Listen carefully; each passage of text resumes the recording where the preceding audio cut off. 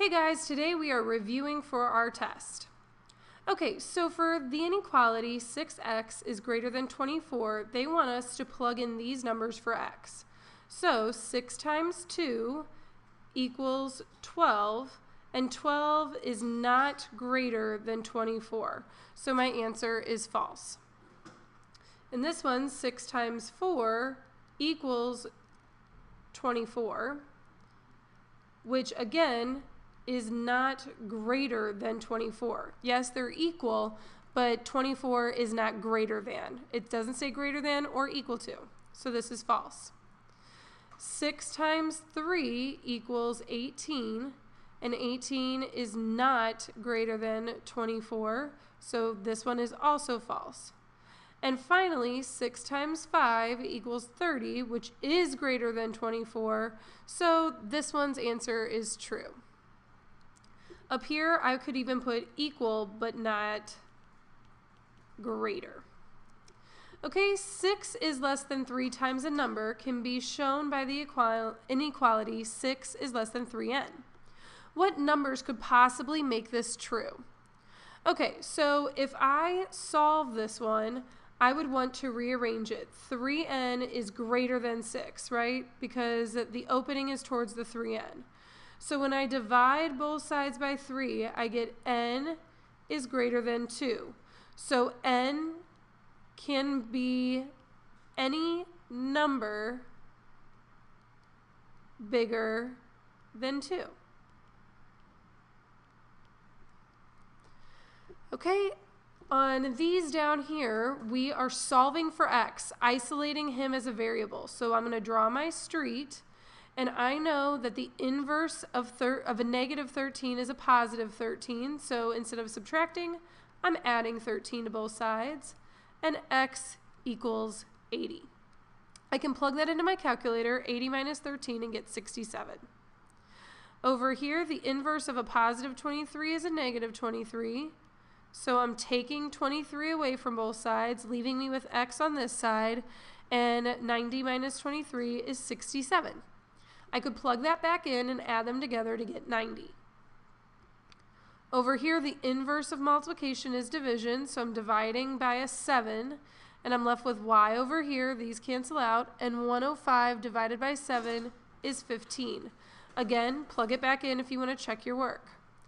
Lastly, the inverse of division is multiplication, so I'm multiplying on both sides by 8 to get rid of this division of 8, and x equals 24. Okay, so let's look at the next one. Draw a line from the equation to the situation. Remember, you can use as many as necessary. Okay, so Mary has 130 spoons full of sugar. She wants to fill 10 bottles with the same amount of spoonfuls in each. So I know when I'm looking at 10 bottles, this means I'm grouping them. And I have a total of 130 spoonfuls. So when I'm looking at this one, I know that this is the same as 10x equaling the 130. All right, number 5, there are 10 penguins. The total number of birds is 130. Which equation can be used to find x, the number of pigeons? So I know I'm taking my pigeons plus my penguins to get the total number of birds. So this one would match. Bert needs to sweep 130 chimneys. He has cleaned 10 already. Which equation can be used to find x, the number of chimneys remaining? So the chimneys that he's cleaned plus the chimneys that he hasn't cleaned should equal 130. That's why these two are the same. Number 7, the kite Michael flies travels 10 meters a minute. If it reaches 130 meters, which equation can be used to find x, the number of minutes? So after 1 minute, 10 meters, 2 minutes, 20, and so on and so forth. That's why these go together. And lastly, Jane uses 10 tuppence to feed the birds. If she had 130 tuppence, which equation can be used to find x, the amount left? So 10 in addition to the amount that she has left should give us 130. So that's why these two are the same. So we did not even use our neither. That could be the case. You might use any of them more than once. You might use them all. You might have to use only two. It just depends on the situation. Okay, on the back we have n is less than or equal to 3. So if something equals 3, then we know it is a solid dot at 3. So then the only thing that we have to worry about from there is the less than part. So n can be 3, but it's also anything smaller than 3, so going in this direction. N is less than a negative 4.5. So here's 4, here's 5, so here is a negative 4.5. But it's not equal to, so it's an open dot. And since n is less than, it goes in this direction. N is greater than 0. So open dot at 0 because it doesn't say equal to and hits everything above the 0. Finally, n is less than or equal to negative 1. So it equals negative 1, so solid dot, but then it's anything that's less as well. Okay, let's look at this question about Mrs. Banks. She hopes to raise at least $400 for the women's vote. She has collected $120 already. So this is the total that she needs.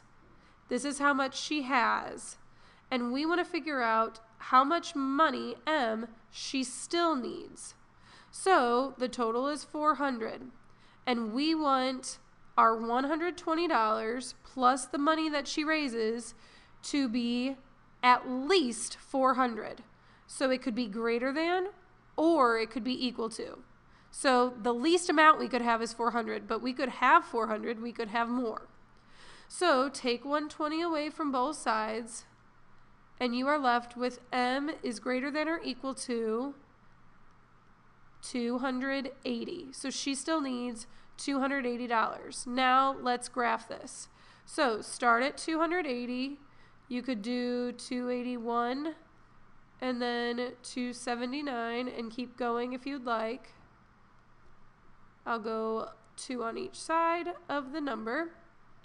So this would be a solid dot at 280 because she can have 280, but she can also earn more than that for the women's right to vote.